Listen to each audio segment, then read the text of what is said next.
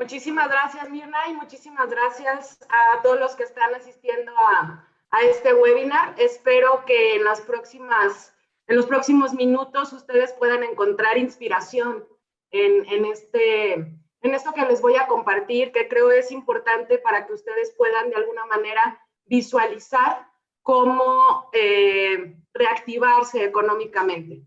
Y bueno, pues como estamos en pandemia, déjenme compartir rápido pantalla. Ok. Está trabándose un poquito. Ahí está.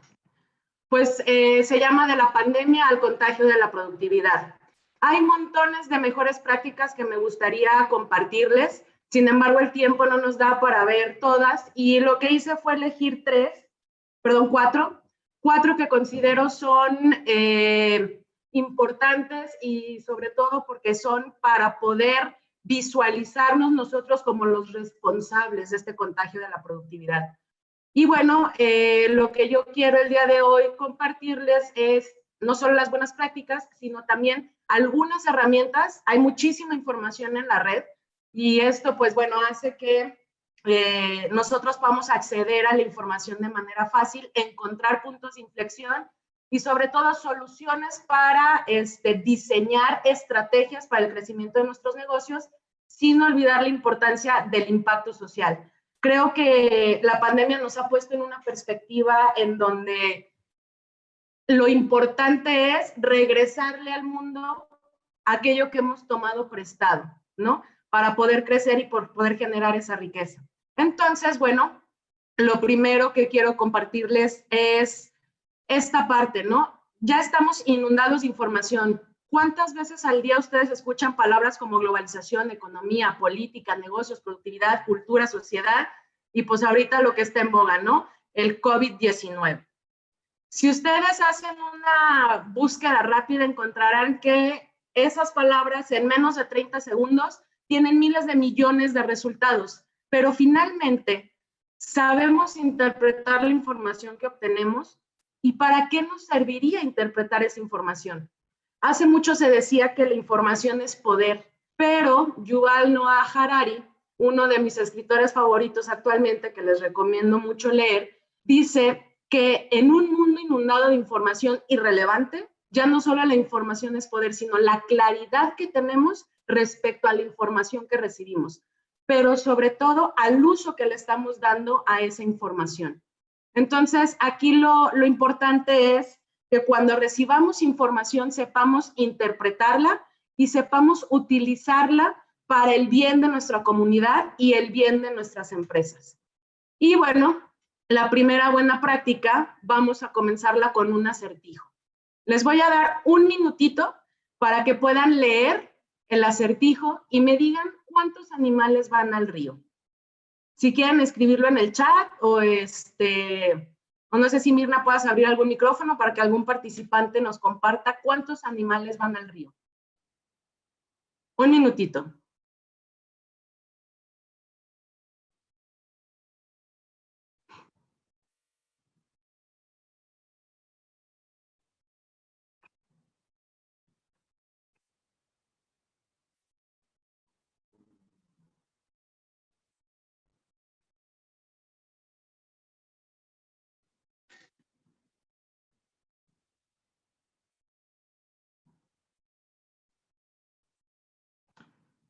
¿Alguien que quiera compartir en el chat la respuesta? ¿Cuántos animales consideran que van al río? Ok, Viridiana Villarreal nos dice que 19, Juan Carlos González nos dice que 25, Laura Marcela dice solo el conejo, Lizaide González dice 5. Ok, tenemos ya aquí 4 respuestas que nos ponen en perspectiva la importancia de la claridad de la información. Hilda Sepúlveda nos dice que 1, Guillermo dice que 1. Ok, aquí lo importante es tratar de discernir cómo se llega a la conclusión a la que ustedes están llegando. La respuesta adecuada sería que van 5 animales al río. Y aquí es la primera buena práctica que nosotros, aquí dice Raúl Díaz, 3 y 2 son llevados. Muy bien, otra perspectiva para tener claridad respecto a la información. Aquí lo importante es tratar de discernir la pregunta, es decir, nos enfocándonos en lo que nos estamos preguntando, lo que nos están preguntando es a partir de ahí cómo vamos a ir interpretando la información. Las personas que contestaron más de 5, quiere decir que estaban, digamos, teniendo información irrelevante que en un minuto fue difícil de alguna manera discernir, ¿no? Aquí, al momento de leer la información y al momento de hacernos preguntas respecto a esa información, es lo que nos va a dar la claridad y poder desechar toda esa información irrelevante que no es útil para nosotros podernos plantear soluciones. Entonces, la primera buena práctica que yo les quiero compartir el día de hoy es precisamente esto, ¿no?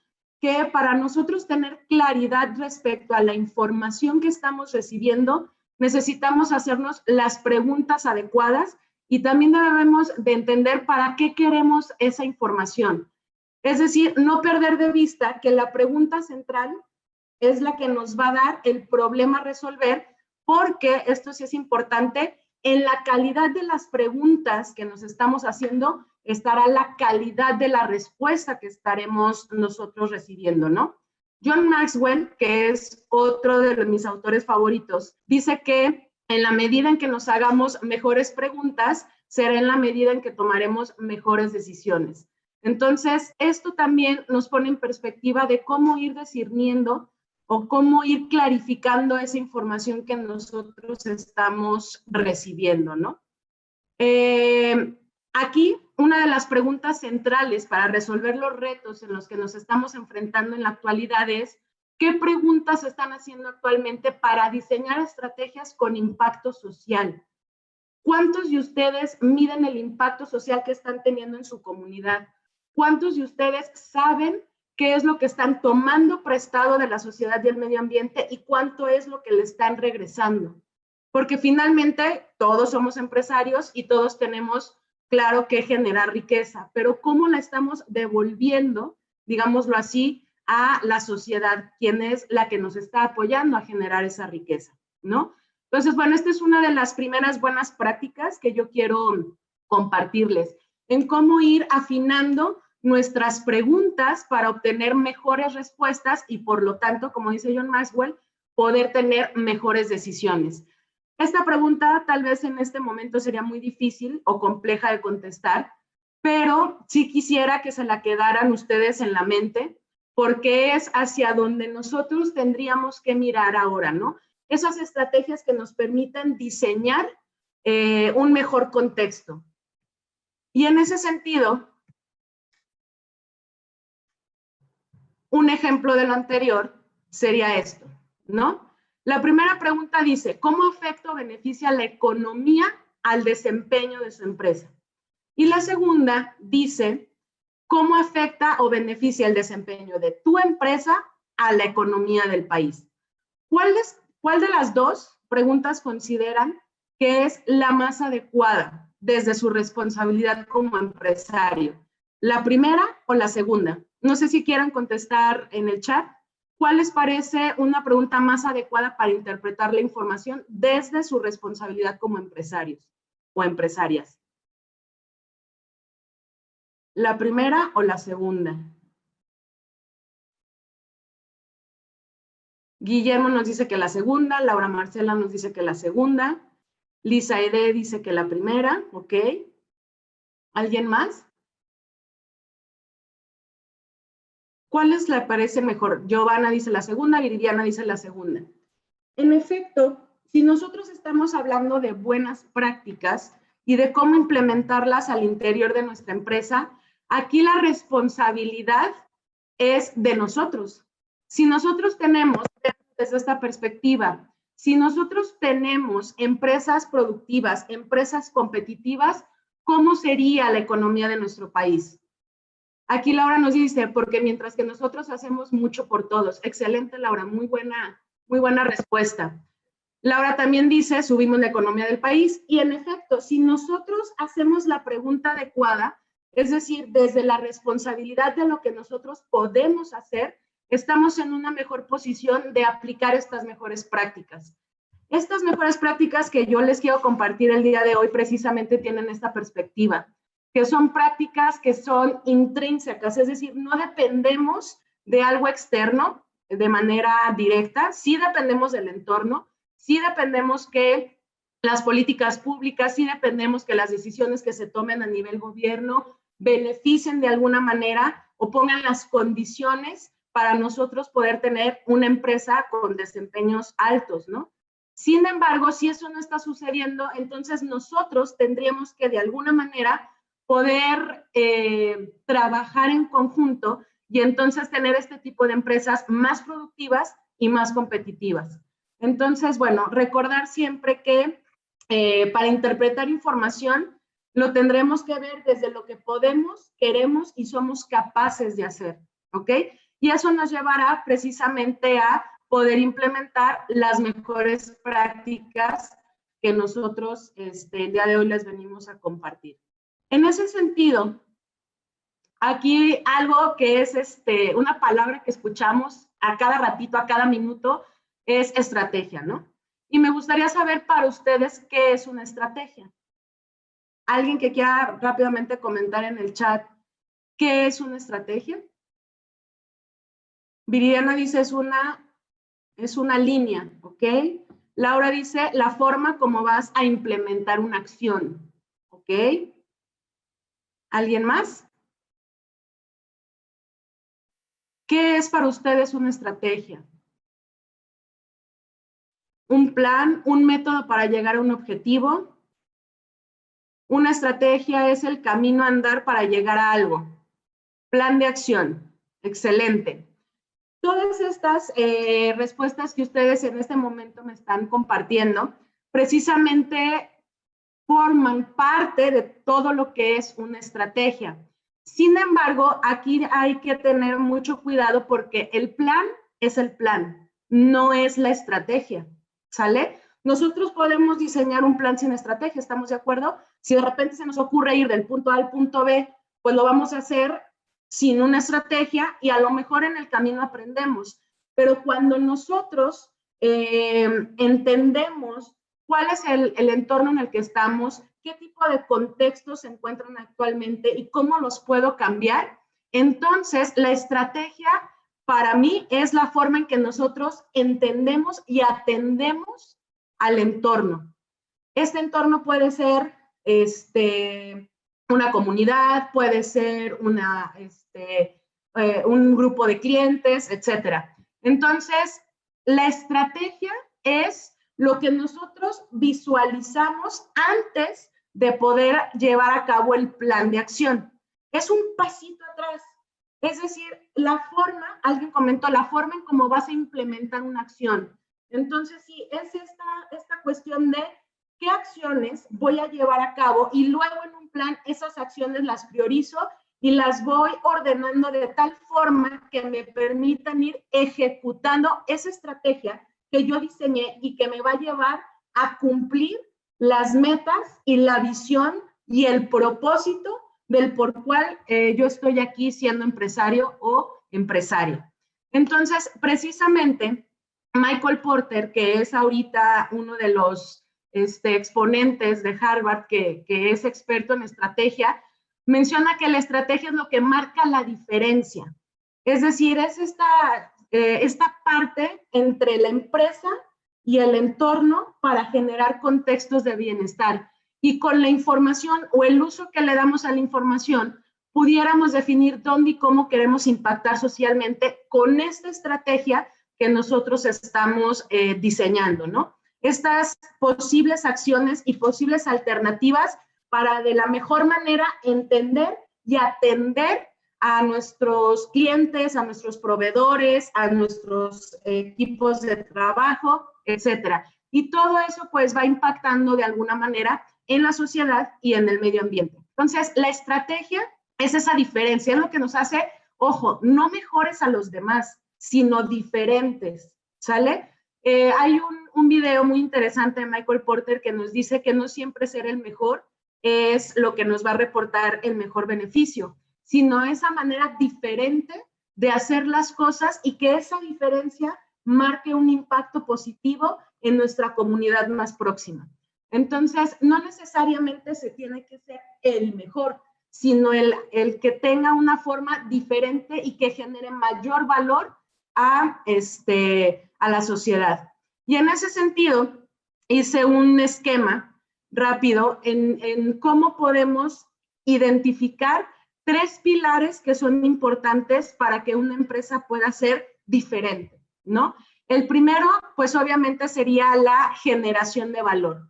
Es decir, cómo mi empresa está generando valor para mi equipo de trabajo, para mi comunidad, para mis clientes, para mis proveedores, para mi familia, y ustedes pónganle ahí los paras, ¿no?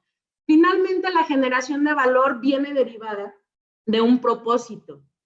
Por ahí dicen, quien no tiene un propósito en la vida va a estar, digamos, caminando un poco perdido o un poco a ciegas.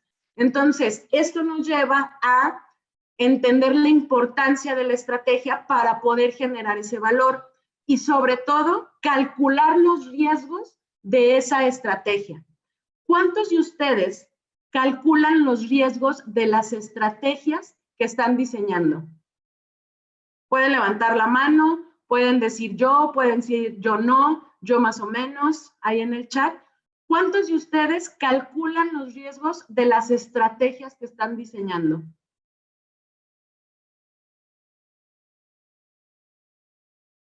Por eso yo en cada negociación, yo lo intento, pero no siempre. A veces caigo en el problema de un todólogo emprendedor. Excelente, yo no. Por el impacto que pueda generar, yo no. ¿Ok? Bueno, tenemos 2 manos arriba. Excelente. Es lo primero que veo. O sea, veo lo negativo siempre. Yo a veces. Ok.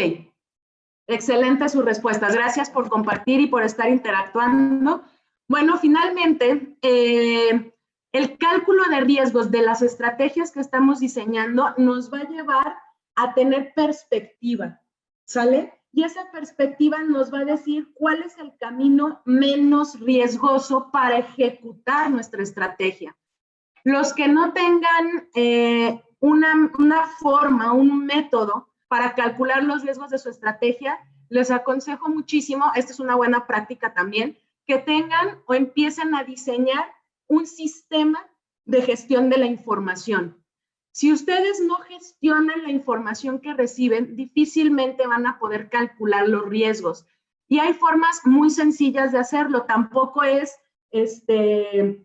hacer modelos matemáticos para calcular el riesgo. Simplemente es tener visualizadas todas las alternativas que esta estrategia que yo estoy diseñando tiene para poder lograr este fin, ¿ok?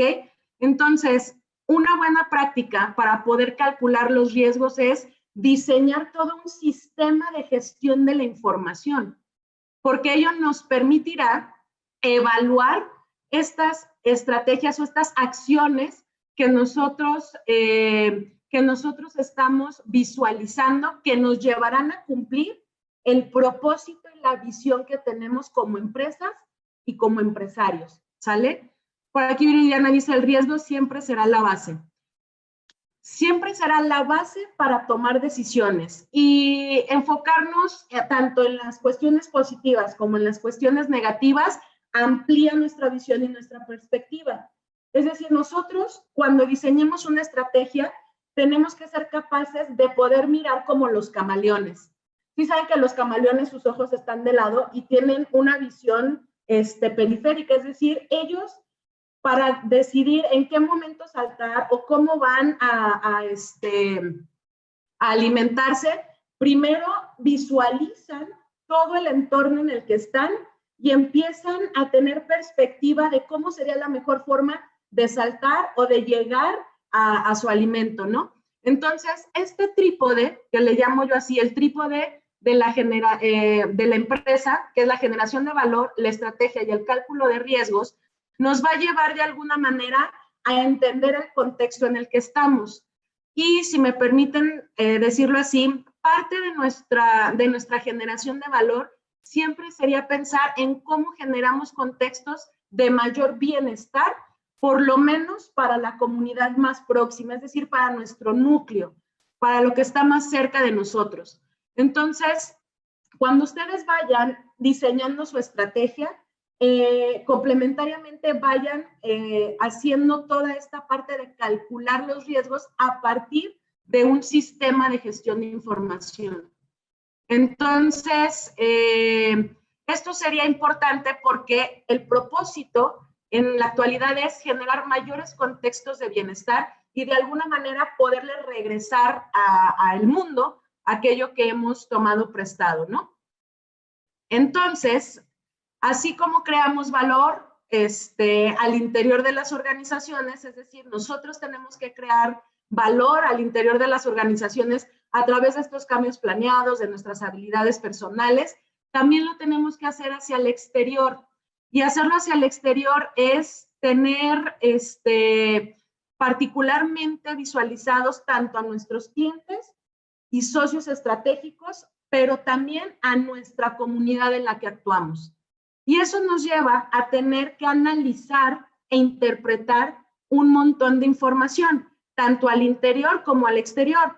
Al interior tenemos cuestiones administrativas, de finanzas, de ventas, de recursos humanos, de procesos. Lo más cercano a la empresa es la competencia, los factores culturales, religiosos, políticos, tecnológicos.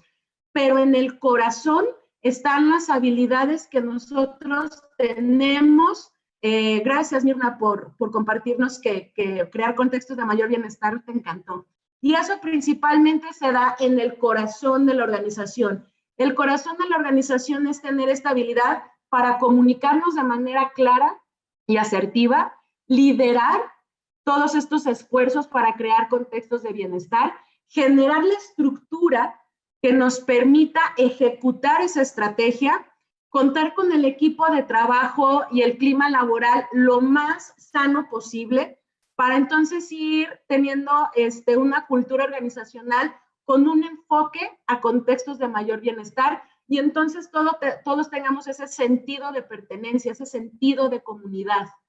Entonces, bueno, esto nos lleva a decir, caray, pero ¿cómo puedo crear ese valor e impacto social desde mi responsabilidad como empresario o empresaria a partir de esta generación de valor, de esta estrategia y de estos posibles riesgos?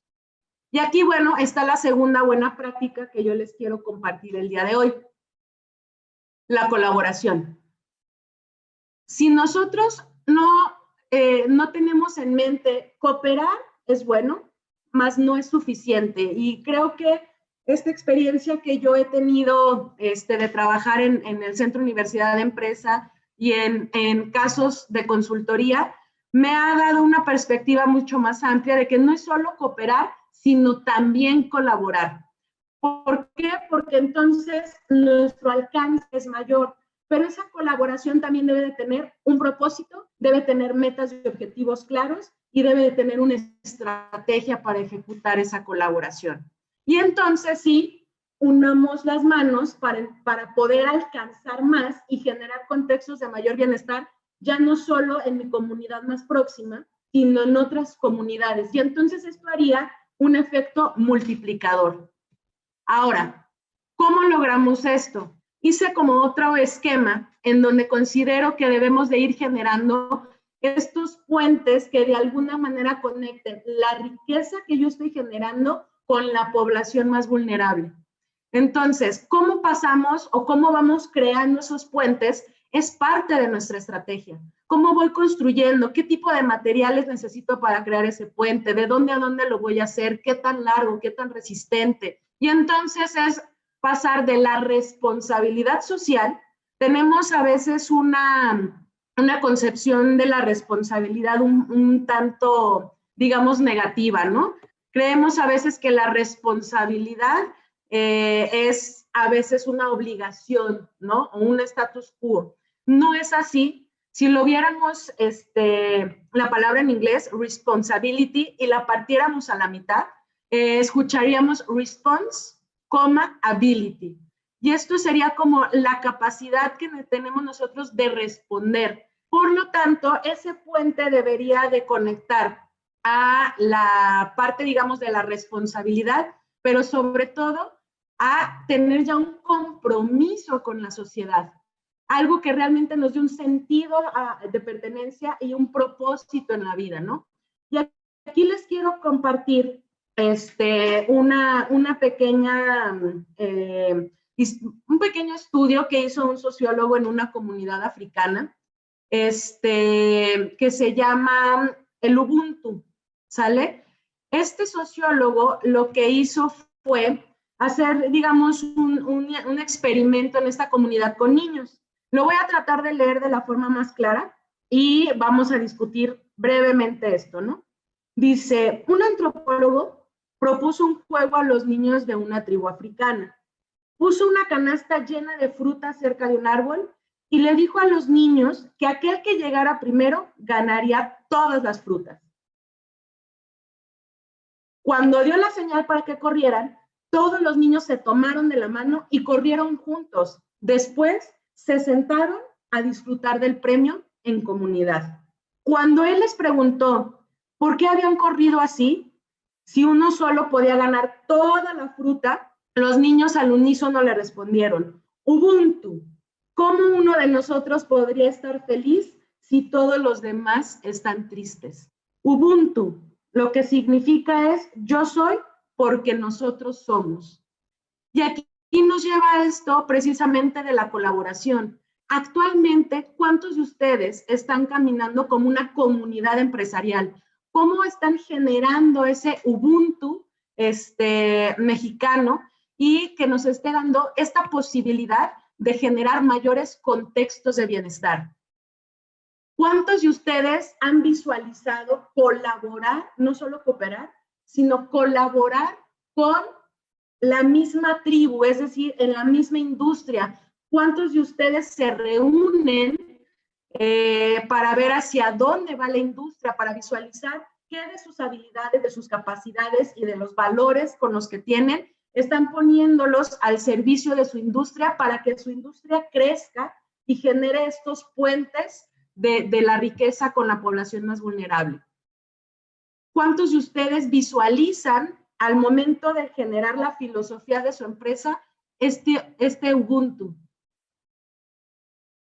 No sé si quieran poner rápido en el chat esta parte de, bueno, ¿qué les parece esto del Ubuntu mexicano? ¿Les gustaría tener un Ubuntu mexicano? Lisa Ede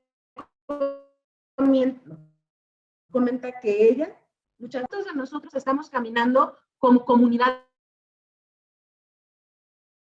empresarial, como gremio empresarial. ¿Cuántos de nosotros estamos dentro de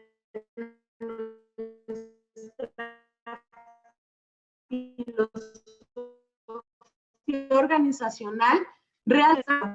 No lo había considerado. Si nosotros, gracias Guillermo, si nosotros colaboramos y nos reunimos como industriales, imaginemos que estamos en X industria y entonces nos sentamos para ver no solo cuál va a ser el rumbo de mi empresa, sino el rumbo de mi industria y empezamos a colaborar para hacer industrias más fuertes, entonces estaríamos en esta parte del Ubuntu, ¿no?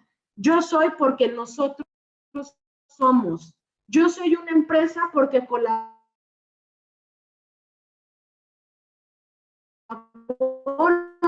con más empresas.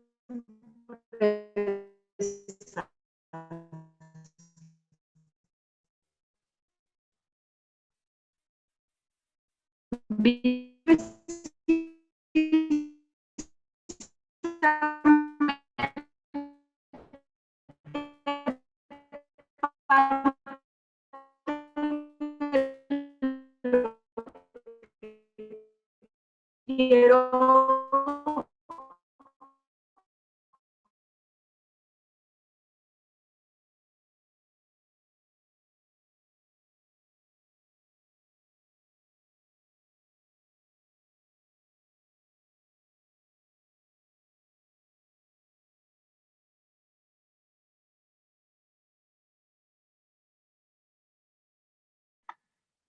Una disculpa, estamos teniendo algunos problemas técnicos, estamos trabajando en solucionarlos. Gracias.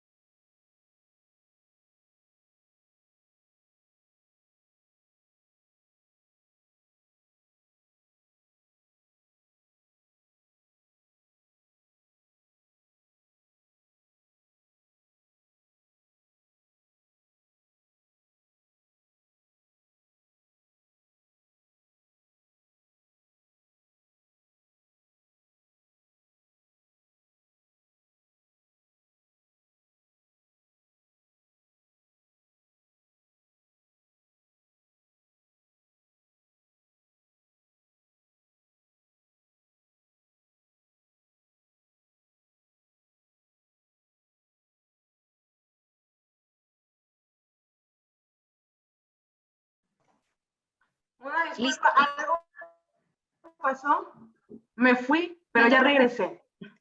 Ya regresé. No te preocupes, todo muy bien. Ok. Bueno, nos habíamos quedado en esta, es que me emocioné tanto del Ubuntu mexicano que hasta la computadora se quedó así de, pero ¿cómo vamos a lograr todo esto? No quiero abrumarlos, pero Yo sí creo que sí. Oye, se la comentaron ahí que si pudieras retomar desde el concepto Ubuntu. Es que se empezó a fallar el audio. Ok, sí, claro que sí. Gracias. Bueno, el concepto Ubuntu es esta parte, o lo que significa es, yo soy lo que soy porque todos somos. Entonces, comentaba que es importante como comunidad empresarial, de alguna manera, pensarnos en cómo vamos a crecer como industria, luego cómo nos vamos a elaborar entre industrias y ya eslabonándonos por esta parte industrial, esta parte de comunidad empresarial, entonces sí tendríamos un México como todo lo quisiéramos, como todo lo visualizamos y como todos estamos de acuerdo en que podemos llegar a tener este país, ¿no? Un país próspero, lleno de contextos de bienestar, apoyándonos, colaborando, etcétera. Entonces, bueno, una pregunta que es importante, que quiero que se lleven es, ¿cómo vamos nosotros a caminar como comunidad empresarial? ¿Qué tenemos que hacer para lograrlo? ¿Con qué información contamos y qué información necesitamos para llegar al Ubuntu mexicano? A que nosotros podamos decir, yo soy porque los demás somos, ¿sale? Ahora, ¿cómo está México en términos de colaboración? Hay una herramienta que les recomiendo muchísimo, o es una investigación, un reporte que hace el Foro Económico Mundial, y esta investigación, este reporte se hace año con año y mide la competitividad de los países, ¿sale? Son 11 pilares que mide esta investigación del Foro Económico Mundial. Y bueno, lo que a nosotros nos interesa, o lo que les voy a mostrar el día de hoy, es cómo está México en términos de colaboración. Y son 2 pilares dentro del ecosistema de innovación. El primero es el dinamismo de negocios y el otro es la capacidad de innovación. No me dejarán mentir, decimos que los mexicanos somos muy creativos, que resolvemos problemas de manera muy rápida. ¿Qué es lo que necesitaríamos fortalecer? El orden y la estructura de cómo hacemos esas innovaciones. Ahora, ¿cómo imaginan ustedes que está la colaboración en nuestro país? Somos un país que colabora, que medio colabora, que colabora cuando es necesario o que realmente se compromete con la colaboración. No sé si quieran contestar rapidito en el chat, ¿qué opinan? ¿Cómo creen que está México en términos de colaboración? ¿Sí tenemos esa cultura de colaborar? ¿Qué dicen ustedes?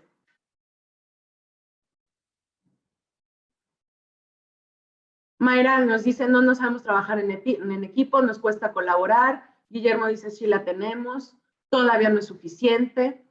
Ok, excelente, no, hay mucha apatía. Ok, somos individualistas, no es suficiente. Aquí lo importante es que ya identificamos, a lo mejor sí la tenemos, pero está mal enfocada, no es suficiente, somos más individualistas que colectivistas. Y entonces ahí los invitaría a hacerse la pregunta adecuada. ¿Cuál sería una pregunta adecuada para poder entender por qué no estamos o no es suficiente todavía tener esta cultura de colaboración? Gonzalo dice, depende de la causa. Por ejemplo, en los sismos sí, pero en los contextos empresariales no, o no tanto. Entonces, ¿qué nos faltaría para realmente comprometernos con la colaboración? Y aquí, bueno, hay muchos indicadores dentro de este reporte que si quieren explorarlo, ahí en la presentación hasta abajo viene para que vean a México y lo puedan comparar. Pero vean qué interesante. Sí, este reporte mide la colaboración y es esta parte que estoy marcando en rojo de colaboración de múltiples partes interesadas. En cuestión de colaboración dentro de empresas que se relaciona con lo que comentó Gonzalo Portilla, Estamos en el lugar 86 de 180 economías. En la parte de colaboración de múltiples partes interesadas, en el 71. Colaboración entre empresas, en el 67. Colaboración entre las universidades y la industria para generar innovaciones, en el 66. ¿Quiénes son los que están en los números, en los primeros números? Israel, Suecia y Estados Unidos. Aun cuando creemos que en Estados Unidos son más individualistas, cuando se trata de colaborar, colaboran. ¿Qué está haciendo Israel, un país tan pequeñito, mucho más pequeño que México, que está en una franja sumamente compleja, que tiene a muchos enemigos cerca? ¿Cómo ha logrado estar en el primer lugar en términos de colaboración? Hay otro libro muy bueno que les recomiendo, que se llama Startup Nation, y habla precisamente de cómo Israel ha superado los obstáculos y los retos a los que se ha enfrentado con toda esta problemática que por años ha tenido. Mayra Herrera nos dice, en la escuela nos enseñan a competir, y competir no es malo, siempre y cuando compitamos con esta visión de empatía y con esta visión de solidaridad, ¿no? Hemos visto algunos videos que se han hecho virales, por ejemplo, en internet. Me recuerdo a uno, me viene a la mente, que están en una carrera de atletismo en las Olimpiadas, y de repente a una persona se le dobla el pie y no puede terminar la carrera, y llega otra y le dice, yo soy porque tú y yo somos atletas, y entonces te voy a ayudar a llegar a la meta. No importa que no gane la medalla, pero sí importa que logremos llegar juntos. Entonces creo, Mayra, que con esta pequeña analogía de ese video que se me vino a la mente, creo competir no es malo, siempre y cuando tengamos los valores y honremos los valores de la empatía y la solidaridad. Creo que la competencia, cuando la hacemos de manera loable, nos potencializa y nos catapulta. Entonces, bueno, aquí ya hay una perspectiva, hay datos que nos permiten ver ¿qué están haciendo países como Israel, como Suecia, como incluso Estados Unidos para tener mejores puntuaciones o estar en escalones más altos? Aquí 71, 86, 67 y 66 son números que deberíamos empezar a cambiar y hacer este Ubuntu mexicano. Ahí está el Ubuntu y ahí está, digamos, la manera de lograrlo, ¿no? Ahora, ¿cómo estamos en el dinamismo empresarial? Si bien es cierto, en la actualidad iniciar en un negocio pudiera llegar a ser costoso, si nosotros buscamos la información adecuada, la interpretamos, hay dinero, existe dinero. El chiste es encontrar una estrategia que nos permita captar ese dinero para abrir nuestro negocio. Entonces, bueno, sí, estamos en el lugar 102. No hablo de la cuestión del mercado laboral, pero bueno, abrir es costoso, ¿no? En términos de nuestra cultura emprendedora, estamos en el lugar 70, en el crecimiento de empresas innovadoras en el 81 y en empresas que adoptan ideas disruptivas en el 77. Esos son los números que como comunidad empresarial tenemos que darle la vuelta. Y entonces voltear a ver qué están haciendo otros y adaptar, interpretar y adaptarlo a nuestras mejores prácticas. Entonces creo que ahí ya tenemos como metas, ¿no? ¿Cómo logramos como comunidad empresarial crear un Ubuntu y darle la vuelta a estos números? ¿Cómo aprendemos de los demás? ¿Qué están haciendo? ¿Qué están practicando? ¿No? Y bueno, aquí una de las preguntas que quiero que se lleven y las piensen, ¿qué información y acciones necesitan para lograr el Ubuntu mexicano? ¿Cómo lo vamos a hacer? ¿Cómo vamos a poner los cimientos? ¿Cómo vamos a ser los líderes que lleven esto a una realidad? Y bueno, una práctica que pudiera contribuir, esta tercera práctica que pudiera contribuir a ello es mejorar la productividad. Y para mejorar la productividad tampoco se necesita crear modelos matemáticos y complejos. Les voy a compartir, Laura dice, ¿puedes regresar la página? Rapidito la regreso con mucho gusto, Laura. Listo, ahí está. Ahí están los números, si quieren, luego les comparto el reporte completo, se lo hago llegar a Mirna, les comparto el reporte completo o la página donde incluso ustedes pueden comparar. Y ahí en el reporte viene qué están haciendo otros y qué pueden ustedes adoptar. Voy a continuar, Laura. Porque la productividad, como les decía, es algo que puede incidir y puede contribuir a ir mejorando nuestra comunidad empresarial. Entonces, les comentaba que tampoco es la física cuántica, ¿no? Aquí hay ya información. Dicen que en México se trabaja mucho y se produce poco. Y sí, nuestra cultura laboral de repente es primero el cafecito, luego me siento, luego reviso el WhatsApp. Es decir, tenemos muchas distracciones. El celular es una distracción que va mermando de alguna manera la productividad. Entonces, estos sesgos entre los procesos laborales hacen que nuestra productividad esté muy distanciada o muy asimétrica de aquellos países que tienen una mejor productividad. Aquí, por ejemplo, el Economista sacó un reportaje muy interesante de qué es lo que están haciendo otros países con mayor productividad laboral que nosotros. Lo primero es una mayor participación de las mujeres. Hace poquito salió una estadística que en Perú el 70 de cada 100 mujeres trabajaban y recibían un ingreso. En México la estadística es 40 de cada 100 mujeres trabajan y reciben un ingreso. Entonces, ahí hay otra forma de plantear un puente. ¿Cómo hacemos para que las mujeres participen mayor en la economía y sea remunerada esa participación? Otra cosa que tienen es un nivel más alto en la educación y que es de calidad e igualitaria, ¿no? Tenemos a Finlandia y a países nórdicos con sistemas educativos distintos a los nuestros y que reportan mejores niveles de competitividad. Otra es gastan más porcentaje en ciencia y tecnología, es decir, están innovando constantemente. México es un país que se encuentra en, hay una lectura también muy interesante de cómo los países asiáticos le dieron la vuelta a México en términos de tecnología. También ese si quieren después se los comparto. Y bueno, algo que mencionan es que estos países asiáticos empezaron a invertir más en ciencia y en tecnología que otros países. Y eso hizo que repuntaran y tuvieran mejor productividad. Otra súper importante, una mayor participación de las pequeñas y medianas empresas. Ahí está el Ubuntu.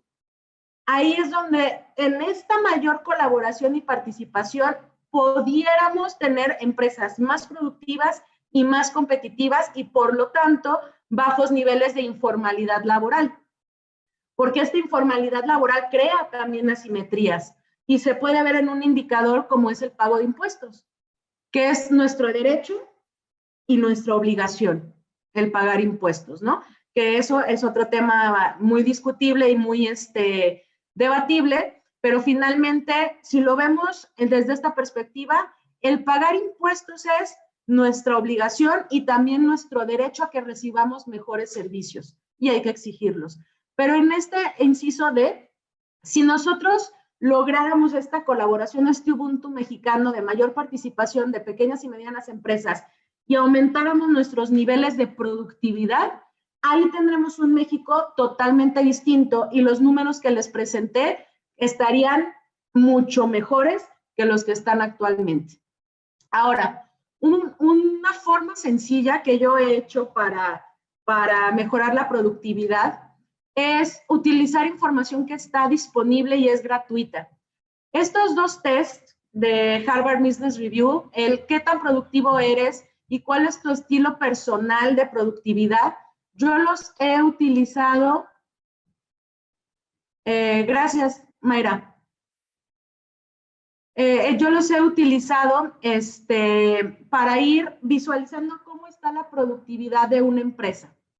Y entonces hacemos estos tests, sacamos los resultados, vemos los estilos, vemos qué tan productivos somos dentro de la empresa y a partir de ahí empezamos a hacer planes de mejora. cómo podemos mejorar la productividad de nuestra empresa. Y entonces, con estos resultados, tenemos un paso inicial para mejorar la productividad. Estos dos tests están aquí en la presentación.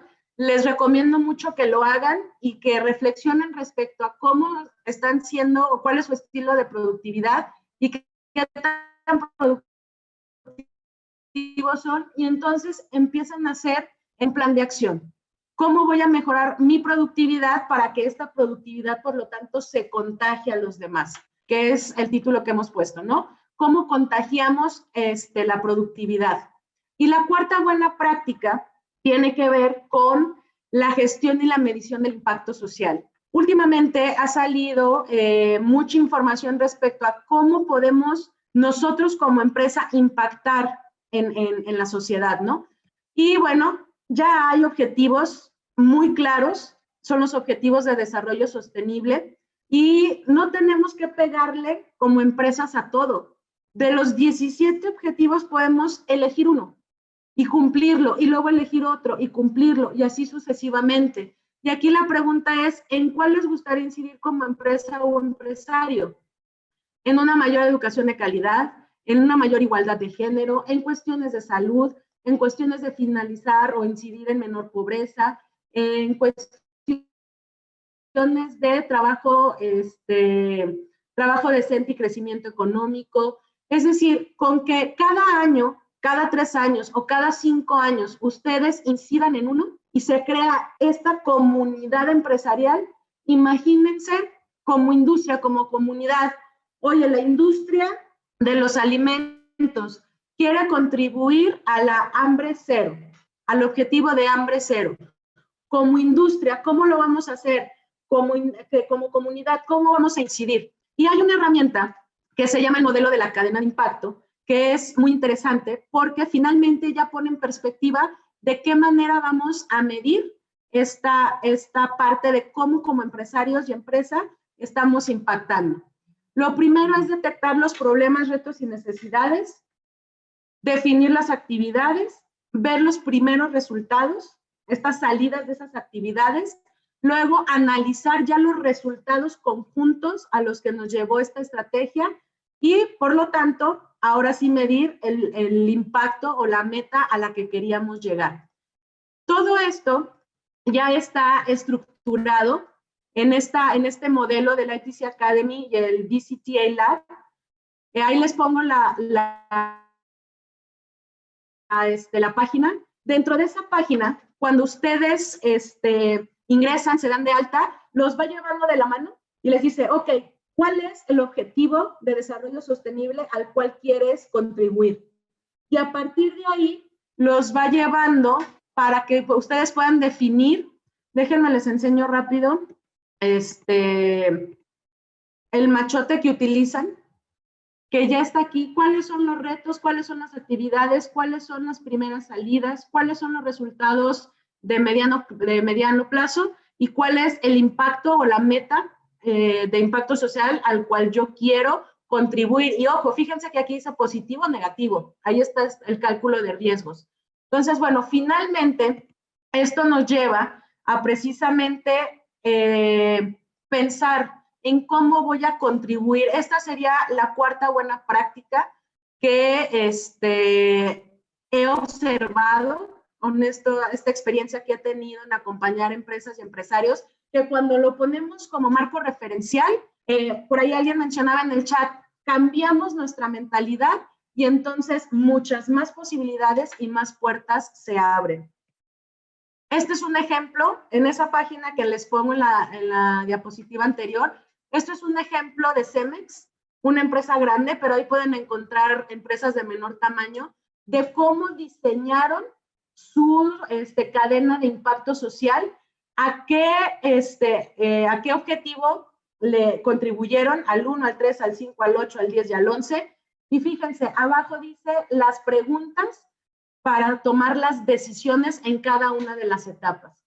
Entonces, en esa página pueden encontrar inspiración y motivación para en sus planes futuros. Viene cambio de año, viene años complejos, que en estos nuevos planes en esta nueva generación de valor, ustedes puedan de alguna manera poner el primer cimiento para poder medir el impacto social que están teniendo. Y esto es, digamos, el marco en el cual yo trato de englobar todo esto que nosotros estamos hablando y les estoy compartiendo. Si nosotros tuviéramos nuestro marco referencial como el impacto social y ambiental y pensáramos en cómo permanecer y crecer, lo que tendríamos que tener es un muy buen modelo de negocios que genere valor, un muy buen plan estratégico donde esté diseñada una estrategia y calculados los riesgos, y luego esta buena comunicación, este liderazgo, este equipo de trabajo, este Ubuntu que nos ayuda a ejecutar de manera flawless o de manera lo más atinada posible este modelo y este plan estratégico. ¿En qué se sustentaría este modelo y este plan estratégico? Pues se sustentaría precisamente en la visión que tenemos, y aquí yo le agregaría el propósito, nuestra misión, para qué estamos aquí, los valores los enmarco, porque si tenemos empresas también con valores que realmente no solo los pongamos en un marco y los colguemos en la empresa, sino que también podamos observar que la gente se comporta conforme a ese valor que yo estoy honrando, ahí las decisiones también serían más adecuadas, ¿no? Logramos los objetivos, tenemos esa estrategia, y hay algo que yo le llamo el trinomio perfecto, que es esta alineación de mi propósito, visión, misión, valores, hacia allá la parte interna, ¿no? Los procesos, productos y servicios y el mercado. ¿A dónde nos llevaría esta ecuación? A tener empresas más productivas y más competitivas, y por lo tanto, entonces, tendremos una economía, un México más fuerte, más colaborativo, y esos sueños o esas idealizaciones que hacemos de nuestro país, ya no solo las idealizáramos, sino también conviviéramos y viviéramos de esa forma, ¿no? Lo que comentaban en algún momento en el chat, cambiar nuestra mentalidad. Y bueno, es importante recordarles que la gestión de la información les va a permitir agilidad competitiva y diseñar proyectos que contribuyan a mejorar las condiciones de la sociedad, es decir, a de veras ir generando cada vez más colaboraciones, mejorando nuestra productividad y, por lo tanto, tener como esta base, este puente para regresarle a la sociedad y al medio ambiente lo que de ellos hemos tomado prestados para generar esta riqueza. Y bueno, finalmente, esta frase me gusta mucho, es parte de las frases que cuando me pierdo un poco, la recuerdo y la traigo a mi memoria, porque dice que los avances personales comienzan con un cambio en nuestras creencias. Sí, cambiar una creencia es complejo, es difícil, se necesita mucha voluntad, pero en el momento en que cambiamos nuestras creencias, las creencias van a determinar nuestras expectativas y nuestras expectativas van a determinar nuestras acciones. ¿Esto a qué nos lleva? A que el cambio nos da oportunidad. Si nosotros tenemos una visión de oportunidad, de en dónde voy a generar valor, cómo puedo crear un mejor contexto de bienestar, ahí es donde empezamos a cambiar nuestras creencias, expectativas y acciones, y creo que es un proceso personal que he vivido cuando cambias más brillantes y se te ocurren mil y un cosas para poder crear, mejorar las condiciones de la comunidad en la que incides. Y con esto termino el seminario, termino esta presentación, y en los minutitos que nos quedan, sí me gustaría en el chat leerlos y que elijan el día de hoy qué es lo que concluyen, qué aprendieron o cuál es su reflexión más importante del día de hoy a partir de lo que escucharon en estos 60 minutos. Déjenme rápido. Ay, se me fue el chat. Aide dice, muchas gracias, excelente tema. Si pudieran compartir ahí en el chat, por ejemplo, hoy mi reflexión más importante fue que debemos de cambiar nuestra mentalidad para empezar a tener estrategias de impacto social. No sé si en el chat quieran poner lo que concluyen, lo que aprendieron y la reflexión más importante para poder ir concluyendo. Ahí está otra. Ok, gracias. Laura dice, definitivamente fue que todo depende de nosotros, no de variables externas. Excelente, Laura, muchas gracias. Y bueno, mientras más se animan a comentar en el chat, para decir cuál es su conclusión, qué aprendieron o cuál es su reflexión más importante, les agradezco muchísimo la oportunidad al World Trade Center de Monterrey y a la Universidad Autónoma de Nuevo León por permitirme compartir estas ideas, esta experiencia, que espero, como les comentaba en un principio, los inspire de alguna manera a transformarse y entonces incidir. Gris dice, hoy mi reflexión más importante sería la colaboración como empresa o emprendedor con mi entorno. Excelente. Hay una arriba antes de Guillermo. Una antes de Guillermo. Antes de Gris está Guillermo Aguilar, perdón. Excelente presentación, muy motivadora. Si mejoramos el impacto social, mejoraremos como emprendedores y tendremos el país que siempre hemos soñado. Viridiana dice, muy agradecida, gracias. Gonzalo, tienes razón, quisiera dedicarme a todos, pero empezaré por enfocarme en uno. Excelente, Gonzalo. Con uno al que le peguemos con todo, ya hicimos una buena transformación. Gris, me gustó mucho la idea del Ubuntu, excelente, gracias. Laura, además es importante que dejemos de lado todos los mitos, fake news y paranoia colectiva por la pandemia. Claro que sí, nada más sí cuidarnos, sea verdad, sea mentira, por lo menos cuidarnos. Hilda, el Ubuntu, que esa sea parte de su filosofía. José Dionisio dice, me doy cuenta que como comunidad nos hace falta avanzar en estos temas tipo Ubuntu. Por lo pronto, lo que a mí me toque como jefe de equipo es hacerlo más inclusivo. Excelente. Gracias por tu apoyo. ¿Nos van a compartir la presentación? Sí, se las van a compartir. Hipólito dice, gracias, me gustó mucho.